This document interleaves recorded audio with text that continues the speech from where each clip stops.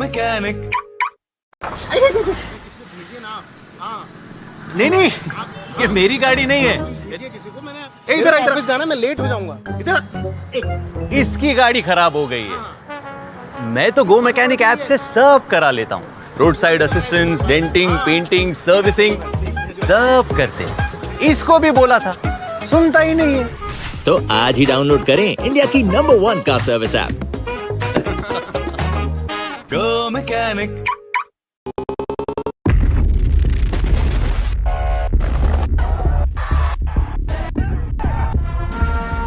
Joe Biden, now the 46th president of the United States, has a full plate in front of him. Afghanistan has been the heart of American military power.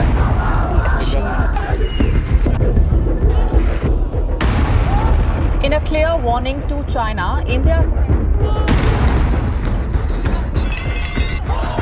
military has now taken control of the country for 1 year. What was happening inside the virology lab in Wuhan?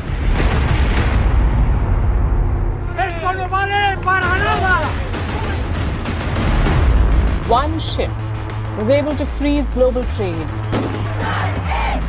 We want love, we want peace, we want equality! There are a traditional recipe, and it's really very delicious.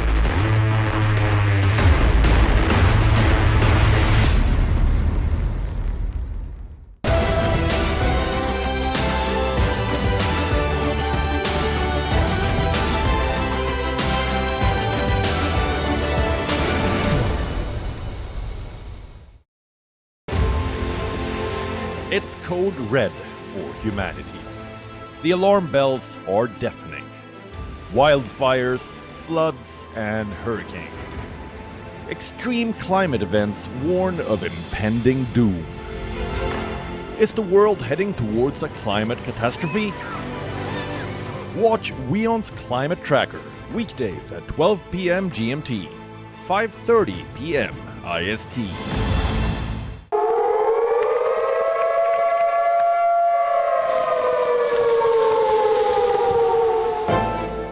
You don't know how to fix the holes in our ozone layer. You don't know how to bring the salmon back up a dead stream. You don't know how to bring back an animal now extinct. And you can't bring back the forest that once grew where there is now a desert. You have ignored us in the past and you will ignore us again. We have run out of excuses and we are running out of time. Show us your faithfulness. Show us your trustworthiness. Show us your honesty. Prove us wrong. We desperately need you to prove us wrong. God help us all. If you fail to prove us wrong, God help us.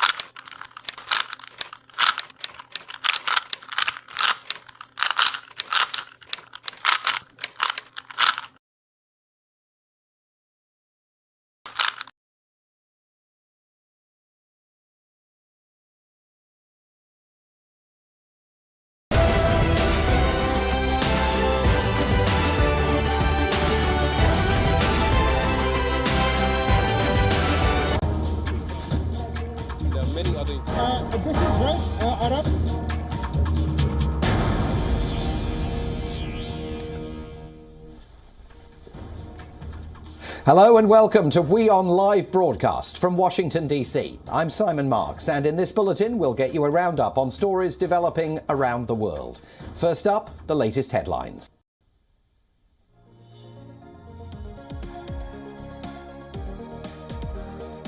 The Kremlin says that Russia has plans in place to hedge against possible US sanctions and to minimize their consequences, as Moscow urges Washington not to whip up tensions.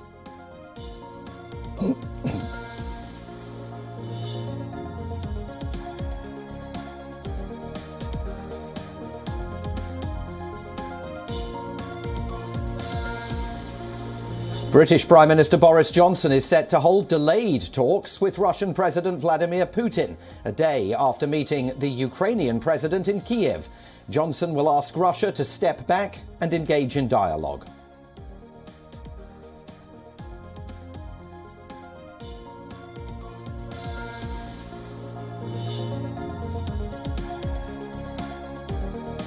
The US National Archives says that some of the documents handed over by former President Donald Trump to the congressional committee that's probing the Capitol Hill riots last year had been ripped, torn apart, and had to be taped back together. They're getting into the Capitol tonight.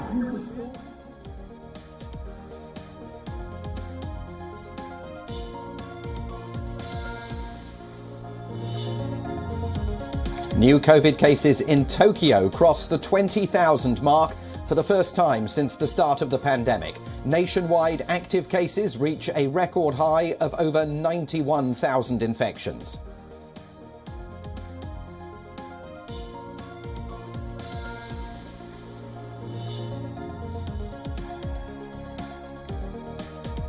Beijing detects 32 new COVID infections among Games-related personnel as the Chinese capital gears up for the Winter Olympics opening ceremonies.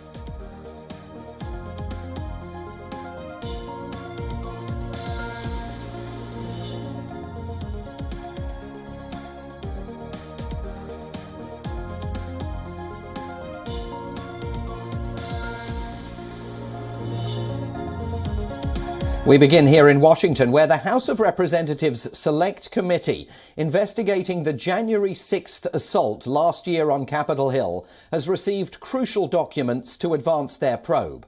But some of them, handed over by the US National Archives, were found torn up by the former president. The documents from Donald Trump's White House tenure had to be pieced back together by archives staff. The Select Committee had requested from the archives records surrounding the events of January the 6th. Those included presidential diaries, visitor logs, handwritten notes from then White House Chief of Staff Mark Meadows. They also requested a draft executive order on election integrity that members of Congress suspect may shed light on the former president's determination to overturn the outcome of the 2020 presidential election. Donald Trump sued the committee and the archives last October in an attempt to block the disclosure of the records, but the case ended up before the US Supreme Court and it declined to stop the documents' release. So almost 800 pages of documents were handed over to the National Archives and Records Administration. Documents obtained by the January 6th panel include diaries, staff schedules, handwritten notes, speeches and remarks. The archives said in a statement that some of the documents were found to have been torn up and then reassembled. Thousands of Trump supporters, of course, stormed the Capitol on January the 6th last year. The assault was fueled by false claims made by Trump that his election defeat was a result of fraud. The attackers sought to stop Congress from certifying Joe Biden's victory. More than 700 people have been charged in connection with the riot. More than 100 police officers were injured, while 7 people died in connection with the events of January the 6th. Donald Trump, meanwhile, continues to tease another run for the presidency.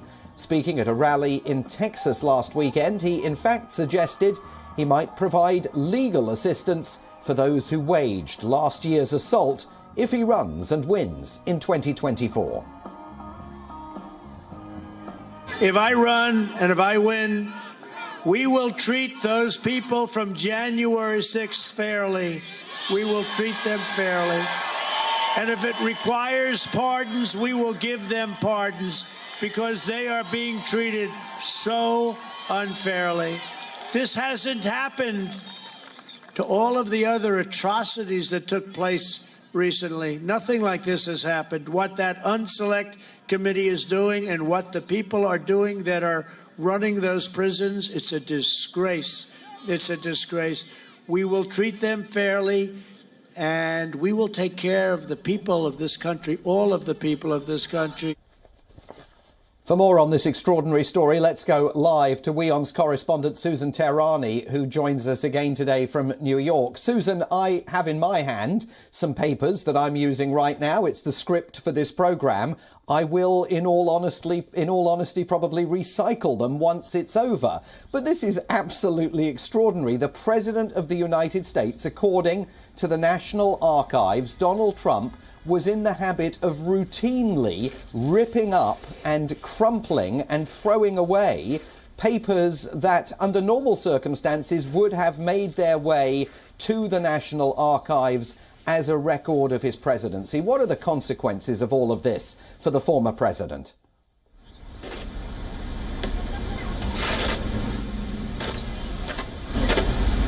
Supporters of the president might argue that the president is a minimalist and doesn't like clutter. But in all seriousness, I think, according to constitutional scholars, it all depends at the end of the day, right? You know, it could be a crime considering that if he's destroying government property and, you know, considering the fact that he was president, you know, these are documents that are from his administration. So if his intent was to destroy evidence and government property, then that would be a problem. And this is a direct quote again from a constitutional scholar, that a president does not own the records generated by his own administration. The definition of presidential records is broad, and Trump's own notes to himself perhaps could be safe if these were his notes to himself. But if these were some kinds of evidence and the intent was to destroy evidence, then the consequences could perhaps be dire. We'll wait and see. Are the rules different when it comes to Donald Trump? Maybe, but you know, this is pretty serious. And again, let's just not forget that this came out in the Washington Post, and according to the Washington Post, even early back, there was an article in 2018 by Politico that Donald Trump's aides were concerned that he had this habit as early as 2018, and this was sort of a nuance. It's sort of you know, something that they kept talking about and saying that you know, it took a lot of time for them to sew back and tape back these documents that he kept ripping up. I mean, it's an extraordinary story. Yeah, quite extraordinary. And this habit apparently dates back to when he was running his own business. He was in a habit there of throwing documents away that he didn't think had any useful purpose after they were over. But Donald Trump went to the legal mat to try and stop this paperwork from getting into the hands of the House of Representatives Select Committee.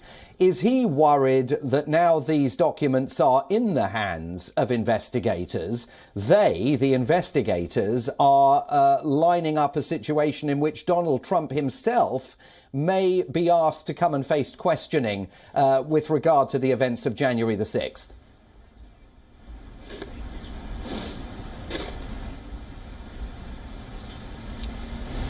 You know, this panel has been very questionable and has become very bipartisan in a lot of ways, because we also saw, you know, Republican representatives come out and say that should the Republicans take over 2022, they're even going to start investigating the January 6th panel.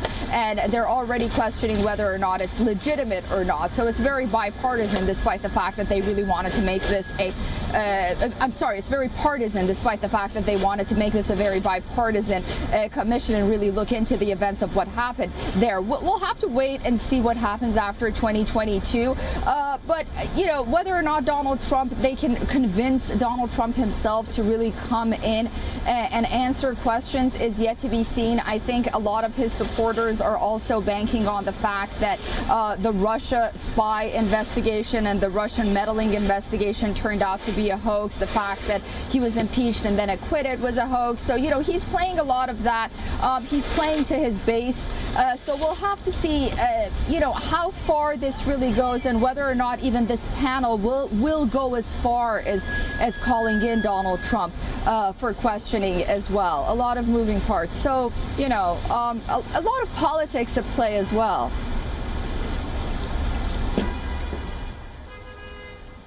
I tell you what, Susan, this is definitely a story you and I are going to be coming back to. Susan Tehrani, WION's correspondent, live for us today on the streets of New York City. Thanks very much once again for being with us. Now, on to one of the other top stories of the day. In his first public comments on the Ukraine conflict, Russian President Vladimir Putin has accused the West of ignoring Moscow's security concerns and of using Ukraine as a tool to contain Russia. The Russian president said that the West's response to its demands was far from adequate. Vladimir Putin, however, also said that he hoped a solution could be found to end the spiralling tensions. Russian President Vladimir Putin accused the U.S. and its Western allies on Tuesday of ignoring Russia's security concerns and deliberately creating a scenario designed to lure Russia into war.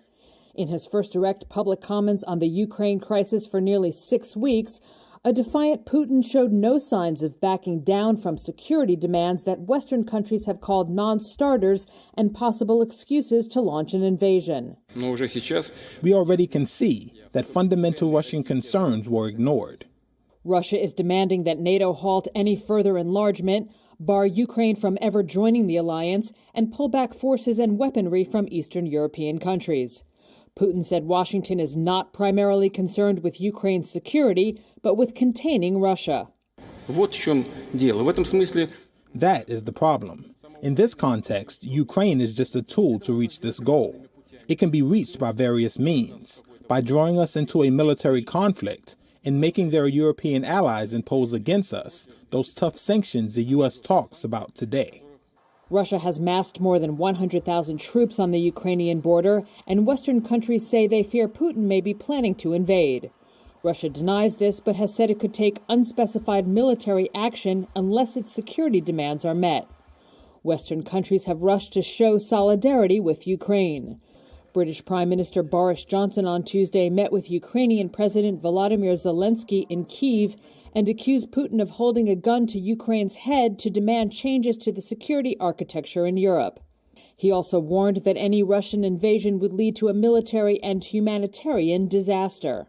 And there are 200,000 men and women under arms in Ukraine. They will put up a very, very fierce and bloody resistance. And I think that parents, mothers in Russia should reflect on that fact, and I hope very much that President Putin steps back from the path of conflict and that we engage in dialogue. Zelensky, who has repeatedly played down the prospect of an imminent invasion, signed a decree on Tuesday to boost his armed forces by 100,000 troops over 3 years. He urged lawmakers to stay calm and avoid panic, saying he had ordered the troop increase, quote, not because we will soon have a war, but so that soon and in the future there will be peace in Ukraine. As China gears up to host the Winter Olympics, a shortened torch relay kicked off in Beijing in the backdrop of the pandemic and diplomatic boycotts. Over 1,000 torchbearers will carry the flame through the competition areas in Beijing and the neighbouring city of Zhangjiakou.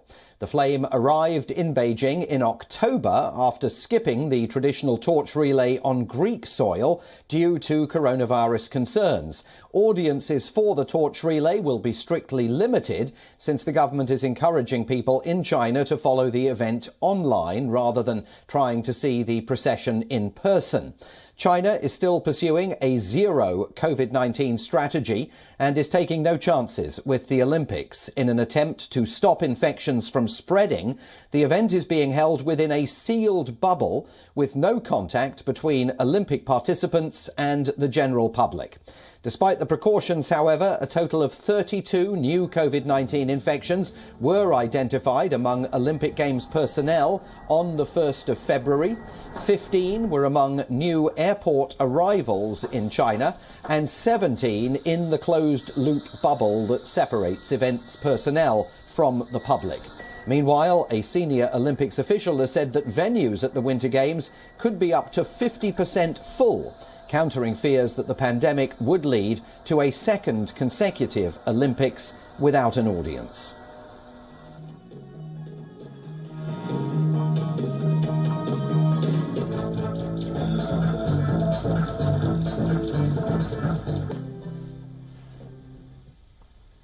In the wake of North Korea's record-breaking missile tests, the UN Security Council has been asked to hold an emergency meeting. The United States, supported by Britain and France, is requesting that meeting for tomorrow. January was the busiest month for North Korea's missile testing. Pyongyang conducted 7 missile tests, and last weekend, the first time since 2017, North Korea launched its most powerful missile yet. Breaking a 2018 moratorium, Pyongyang confirmed launching an intermediate-range Hwasong-12 ballistic missile. It's the same weapon it once threatened it would use to target the American territory of Guam. The testing has sparked fears that the nuclear-armed state could resume long-range testing. The country has both nuclear and ballistic missile technologies. Since 2006, North Korea has been subject to UN sanctions. In an effort to target funding for Pyongyang's nuclear and ballistic missile programs, the Security Council has strengthened those sanctions over the years. Last month, China and Russia delayed a US bid to impose additional sanctions on 5 North Koreans. Earlier on Tuesday, the UN Secretary-General denounced the launch as a clear violation of Security Council resolutions. The requested meeting is expected to be held behind closed doors, but it is up to Russia to confirm the timing of the meeting because Russia is the president of the Council for this month. The United States is concerned about North Korea's escalating missile tests. They could be a precursor to resumed tests of nuclear weapons and ICBMs. Pyongyang was urged to join direct talks with no preconditions. Under President Joe Biden, Washington has repeatedly sought talks with North Korea, but those efforts have been rebuffed. The US envoy to North Korea, Sung Kim, has discussed the latest launch with South Korean and Japanese officials.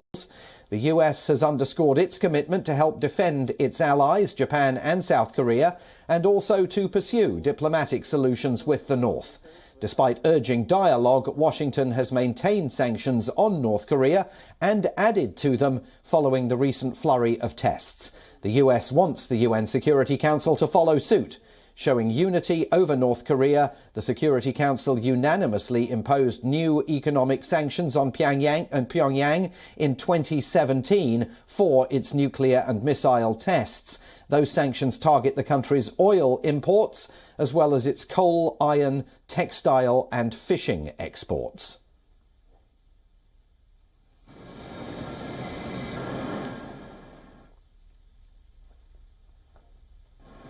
Now, an American study has shown that the COVID-19 pandemic is generating more than 7,000 tons of medical waste every single day, and much of it is made up of disposable face masks. A Taiwanese company has found an innovative way to deal with the problem, and it is upcycling discarded face masks and turning them into part of a wireless phone charger. Take a look. The COVID-19 pandemic has generated a tidal wave of medical waste, much of it disposable face masks made from plastic polymers. A Taiwanese firm called Miniways is now turning that into an opportunity. The firm says it's turning used face masks into parts of a wireless phone charger. The company developed a trash presso machine that combines a shredder, compressor and mechanical arm to automatically produce part of the chargers. First thing is material is agnostic, means they don't care what type of form they're in. So it doesn't matter, this can be a mask today, it can be completely something else tomorrow. It can be a cell phone charger, or it can be a tile for architectural material, or it can be a medical ward to help to solve the pandemic. So the material itself can be reused, upcycled constantly, except you need to have on the front end, you need to be able to load the material smartly, and you need to be able to get the data. So then from the data of the material, then you are able to use the system to transform that in a mechanical way without all these additional chemical pollution. The mask waste is used to make the plastic shell, which is then assembled into a wireless charger with other electronic parts. The robot shreds the face masks, heats them up and turns them into a sort of plastic dough. We collected around 10,000 masks added with material provided by MiniWiz. We made over 40,000 chargers for our employees. Our employees are very happy to get this present because each charger was different because they were made with recycled masks. MiniWiz doesn't plan to commercialize the wireless chargers. Disposable masks, gloves and other types of personal protective equipment are an important part of personal protection during the coronavirus pandemic. They are also creating a worldwide pollution problem, littering streets and sending an influx of harmful plastic and other waste into landfills, sewage systems and oceans. A report conducted by Oceans Asia said masks could take as long as 450 years to break down. Bureau Report, WION World is One. A newborn two-toed sloth rescued by firefighters in rural Colombia has found a new home. A family at the Fauna Care and Assessment Centre in Colombia has adopted the tiny mammal, bottle-feeding the baby sloth and performing daily checkups are now part of a routine for the family. Take a look at these slow-moving visuals.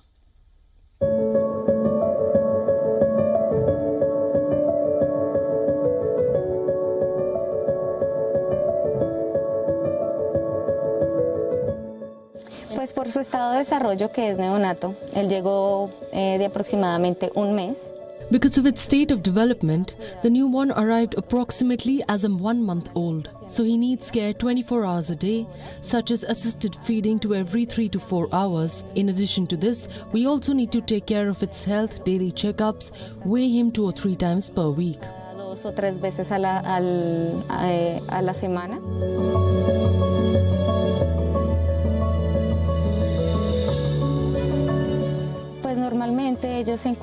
Well, normally they stay with their mother for 1 year and are weaned at 7 months. So from what we see, this little animal is going to last a long time with us here at the CAV, so he can have the possibility of being rehabilitated and released back to its natural habitat. Su hábitat natural.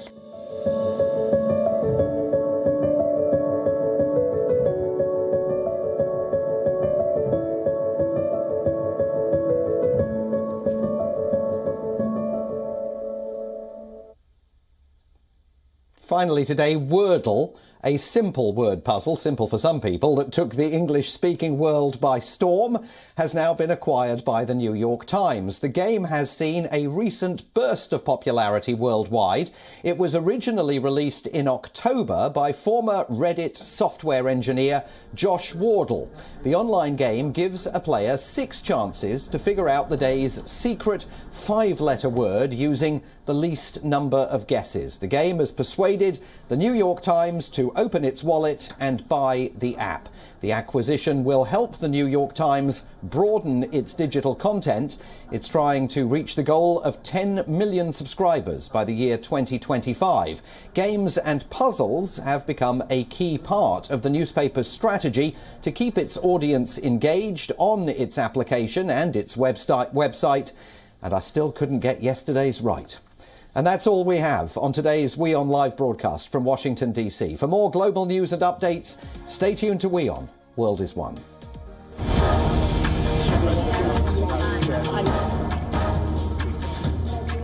are many other... this is right, Arab.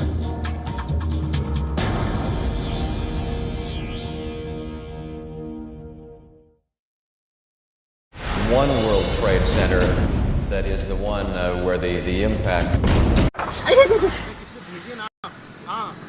नहीं ये मेरी गाड़ी नहीं है इधर इधर जाना मैं लेट हो जाऊंगा इधर इसकी गाड़ी खराब हो गई है मैं तो गो मैकेनिक ऐप से सब करा लेता हूँ road side assistance denting painting servicing सब करते हैं इसको भी बोला था सुनता ही नहीं है तो आज ही डाउनलोड करें इंडिया की number 1 car service app Go mechanic. नहीं ये मेरी गाड़ी नहीं है इधर इधर जाना मैं लेट हो जाऊंगा इधर इसकी गाड़ी खराब हो गई है मैं तो गो मैकेनिक ऐप से सब करा लेता हूँ. Road side assistance, denting, painting, servicing, सब करते हैं. इसको भी बोला था, सुनता ही नहीं है. तो आज ही डाउनलोड करें इंडिया की number 1 car service app. Go mechanic.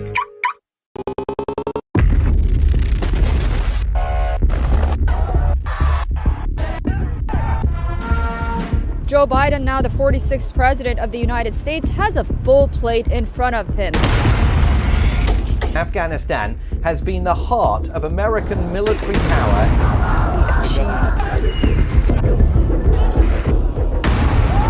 In a clear warning to China, India's